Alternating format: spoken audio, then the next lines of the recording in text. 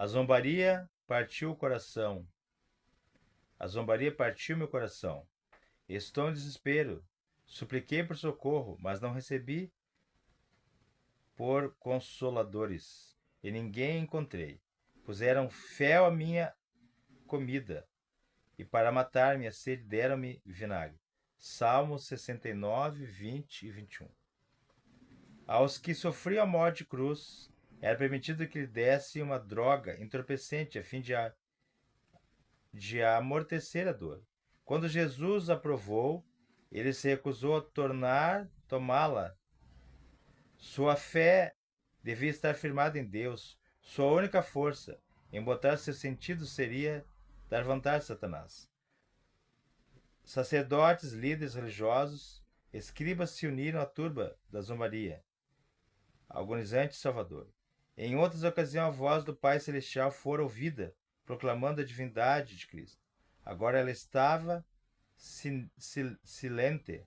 Nenhum testemunho foi ouvido em seu favor. Ele sofreu sozinho. Desça da cruz se és filho de Deus, disseram eles. Salve a si mesmo se és o Cristo de Deus, o escolhido em forma humana. Satanás e seus anjos estavam presentes ao pé da cruz, cooperando com sacerdotes e líderes religiosos. Todos coligaram em um frenesi satânico. Jesus ouviu os sacerdotes declararem: salvou outros, não é capaz de salvar a si mesmo? Ele é o rei de Israel. Desça agora da cruz e creremos nele. Mateus 27, 42. Cristo poderia ter descido da cruz. O pecador tem esperança do perdão e favor divino, justamente porque ele não salvou a si mesmo. Um ladrão crucificado crê. Um resplendor brilhou sobre Jesus na cruz para confortá-lo. A oração do ladrão arrependido. A princípio, os dois homens crucificados com Jesus o insultaram, sendo que um deles, em sofrimento, estava mais desesperado e provocador. Mas o seu companheiro não era um criminoso empedernido. Era menos culpado do que muitos que estavam ao lado da cruz insultando o Salvador. Ele tinha visto e ouvido Jesus, mas não havia sido afastado dele pelos sacerdotes e líderes religiosos. Procurando abafar sua convicção, ele foi afundado no pecado até ser preso e condenado. Da cruz ele viu os grandes líderes religiosos ridicularizando Jesus. Ouviu seu companheiro na culpa repetir as ultrajantes palavras: se você é o Cristo, salve a si mesmo e a nós. Lucas 23, 39. No entanto, ele ouviu os ali presentes, muitos que repetiam palavras ditas por Jesus e falavam de suas obras. A convicção de que ele era o Cristo voltou. Virando-se para seu companheiro no crime, disse: você não teme a Deus, nem estando sobre a mesma sentença? Os dois ladrões moribundos já não tinham por que temer os homens. Um deles sentiu a convicção de que havia um Deus a quem temer e um futuro pelo qual tremer. Agora a história de sua vida está prestes a se encerrar. Nós estamos sendo punidos com justiça, porque estamos recebendo o que os nossos atos merecem. Mas este homem não cometeu nenhum mal. Quando foi condenado por seu crime, o ladrão ficou em desespero, mas pensamentos estranhos, ternos, surgiram agora. O Espírito Santo iluminou sua mente e, pouco a pouco, a cadeia de evidências se juntou. Em Jesus, escarnecido, pendurado da cruz, ele viu o Cordeiro de Deus. A esperança se misturou com a angústia. Quando moribundo o homem, ele lançou sobre o agonizante Salvador: Senhor, lembra-te de mim quando entrar no teu reino. Rapidamente veio a resposta, nos tons suaves e melodia na palavra cheia de amor. Eu lhe garanto, hoje você estará comigo no paraíso. Hoje, Jesus desejou muito ouvir alguma expressão de fé de seus discípulos. Eles só tinham ouvido palavras de lamento. Nós esperávamos que era ele quem ia trazer a redenção a Israel, Lucas 24, 21. Como foi bem recebida aquela declaração de fé e amor vinda do ladrão moribundo? Enquanto até os discípulos duvidaram, o pobre ladrão clamava Jesus, chamava Jesus de Senhor. Ninguém o conheceu assim na cruz, exceto o ladrão, arrependido, salvo no último instante. O tom dos homens arrependidos chamou a atenção de que estavam ali. O tom do homem arrependido chamou a atenção de quem estava ali. Os soldados que estavam brigando pelas vestes de Cristo pararam para ouvir e esperaram a resposta dos lábios que vem de Cristo. Quando ele pronunciou as palavras daquelas promessas, uma luz viva penetrou a nuvem negra que parecia envolver a cruz. Em sua humilhação, Cristo foi glorificado. Aquele que perante seus olhos parecia vencido, era vencedor. Ele tinha sido reconhecido como o que leva os pecados. Homens podiam arrancar suas vestes, porém não podiam roubar-lhe o poder de perdoar pecados. Seu direito real salvar todos que vêm a Deus por meio dele. Eu lhe garanto, hoje você estará comigo no paraíso. Cristo não prometeu que o ladrão estaria com ele no paraíso naquele dia. Ele próprio não foi para o paraíso naquele dia. Ele dormiu na tumba e na manhã da ressurreição disse: ainda voltarei para meu Pai. João 20, versículo 17.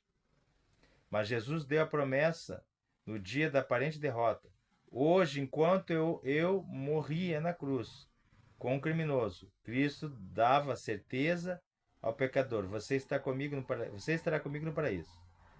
O posicionamento de Cristo no meio entre dois ladrões foi feito por orientação dos sacerdotes e líderes religiosos, a fim de indicar que ele era o maior dos três criminosos. Ao Jesus ser colocado no meio também, a sua cruz foi no centro de um mundo a perecer em pecado. As palavras de perdão que ele pronunciou para o ladrão arrependido acendeu uma luz que brilhava até os confins da terra. Em sua humilhação, Jesus, como profeta, havia se dirigido aos filhos de Jerusalém.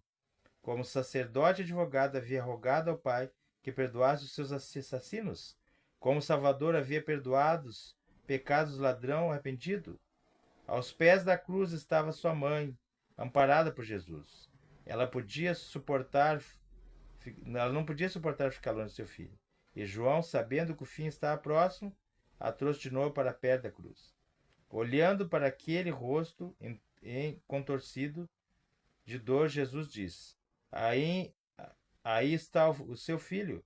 Depois disse para João: aí está sua mãe. João 19, 26 e 27.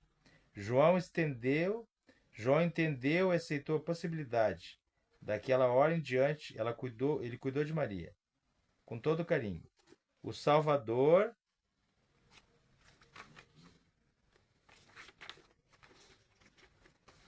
não tinha dinheiro para sustentar sua mãe, mas provia o que ela mais precisava: a terna simpatia de alguém que amava, porque ele amava Jesus.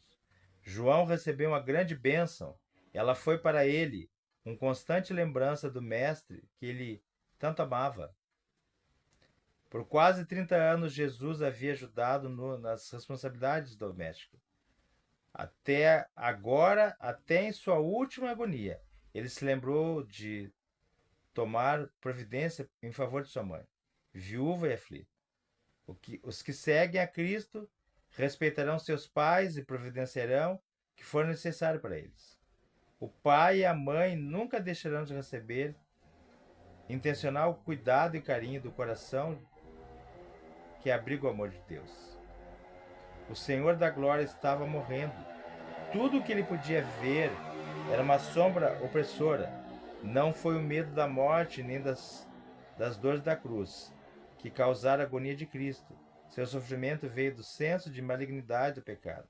Cristo viu quão poucos estariam dispostos a se livrar daquele poder. Sem a ajuda de Deus, a humanidade deveria perecer. e ele via multidões a perecer, mesmo estando dentro do alcance de sua ajuda. O peso que Cristo suportou. A iniquidade de nós todos foi pesada sobre Cristo, nosso substituto e nossa segurança. A culpa de cada descendente de Abraão oprimia seu coração. Por toda a sua vida, Cristo proclamou as boas notícias do amor perdoador do Pai, mas agora, com terrível peso de culpa sobre ele, não pôde ver o rosto perdoador do Pai. Isto feriu seu coração, com uma tristeza que ser humano nenhum jamais poderia entender plenamente. Tão grande foi essa agonia que ele mal sentia dor física. Satanás torturou o coração de Jesus com ferozes tentações. A esperança não lhe dava sinais de que sairia da sepultura como vencedor. Muito menos lhe disse que o Pai aceitava seu sacrifício. Cristo sentiu a angústia que o pecador sentirá quando a misericórdia não intercederá mais em favor da raça culpada. Foi o senso do pecado que atraiu a ira do Pai sobre ele. Nosso substituto, que brantou o coração do Filho de Deus. Os anjos esconderam o rosto daquela vista terrível. O sol recusou olhar para a pavorosa cena.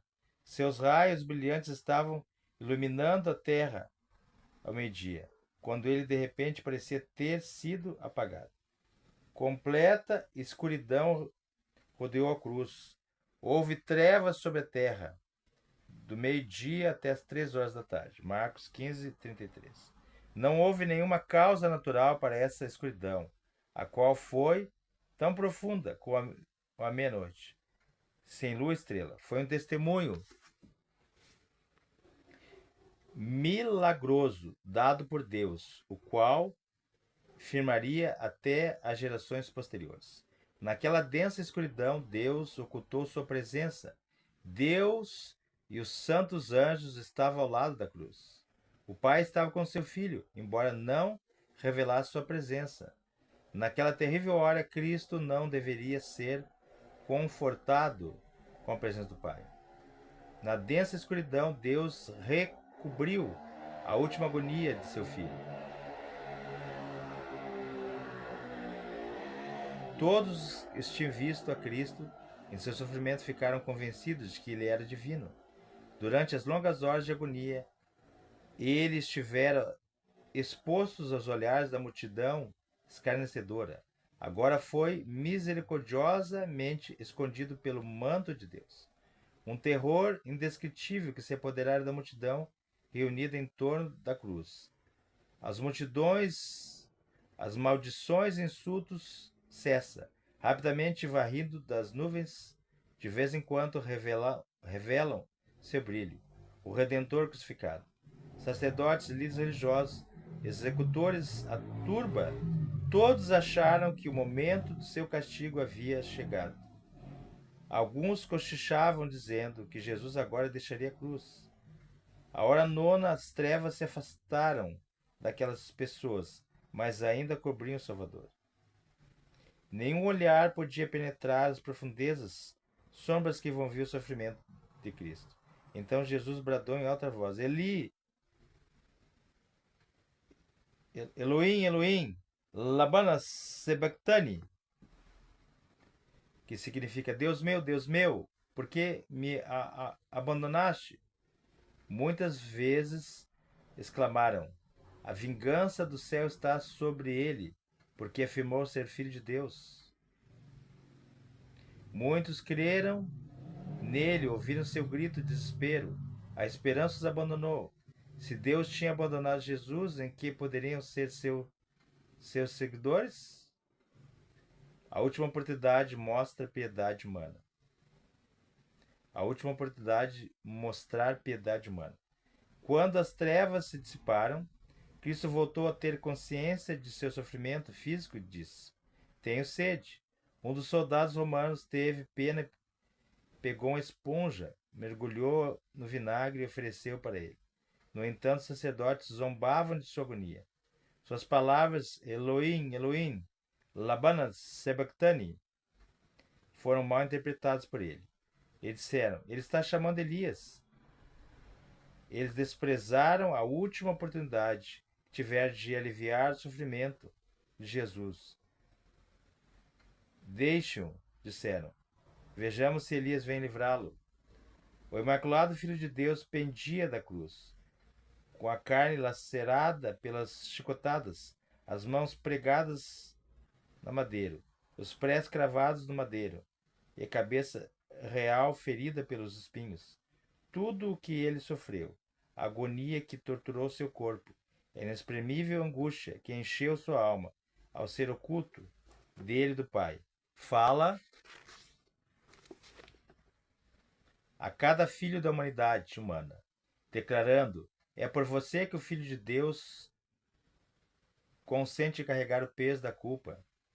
É por você que ele neutraliza o domínio da morte. É por você que ele abre as portas do paraíso. É por você que ele se oferece como sacrifício. Tudo isso é por amor a você e a mim.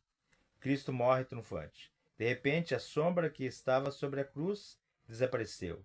Em sons como de trombeta, que pareceu ecoar por toda a criação, Jesus clamou: está consumado. Pai, nas tuas mãos entrego o meu espírito, a minha vida. Lucas 23, 46. Uma luz circundou a cruz e o rosto do Salvador brilhou, com uma glória semelhante à do sol. Então ele reclinou a cabeça e morreu. Em meio à terrível escuridão, Cristo tinha sorvido as últimas gotas da taça da desgraça humana. Naquelas horas terríveis, ele tinha se apoiado nas provas de aceitação já dadas por seu Pai. Ele conhecia o caráter de seu Pai, e pela fé descansou naquele a quem sempre se alegraram em obedecer. Ao se entregar a Deus, o sentimento de ter perdido o favor de seu Pai foi removido pela fé. Cristo foi vencedor. Novamente a escuridão cobriu a terra e houve um violento terremoto, seguido de grande confusão. Nas montanhas ao redor, rochas se partiam ao meio, rolando violentamente até as planícies. Sepulcros se abriram, devolvendo seus mortos. Sacerdotes, soldados, executores e outras pessoas jaziam prostrados no chão. Quando o brado está consumado saiu dos lábios de Cristo, era a hora de sacrifício da tarde. O cordeiro que representa Cristo tinha sido trazido para ser morto. O sacerdote estava com o cutelo erguido e o povo observava. A terra tremeu, pois era o próprio Senhor que se aproximava. Ruidosamente o véu do interior do templo foi rasgado de cima a baixo por uma mão invisível, expondo ao olhar da multidão um lugar antes cheio da presença de Deus. O Santíssimo do Santuário Terrestre deixou de ser um lugar sagrado. Houve terror e confusão por toda parte. O sacerdote estava para terminar o sacrifício da vítima, mas sua mão paralisou, deixou cair o cutelo e o cordeiro escapou. O símbolo havia encontrado seu cumprimento. O grande sacrifício tinha sido feito, um caminho novo e vivo preparado para todos. Dali em diante, o Salvador deveria atuar como sacerdote e advogado no céu dos céus. Pelo seu próprio sangue, ele entrou no Santo dos Santos, uma vez por todas, e obteve eterna redenção. Hebreus 9, versículo 12. A morte de Cristo derrotou Satanás. Cristo tinha realizado a obra que viera fazer. Agora, em seu último suspiro, exclamou: está consumado. João 19:30. A batalha estava vencida. Todo o céu triunfou na vitória do Salvador. Satanás sabia que o seu reino estava perdido. Foi pelos anjos e pelos mundos não caídos, como também por todos nós, que Jesus havia realizado a grande obra de redenção, até a morte de Cristo. Satanás estava tão revestido, Satanás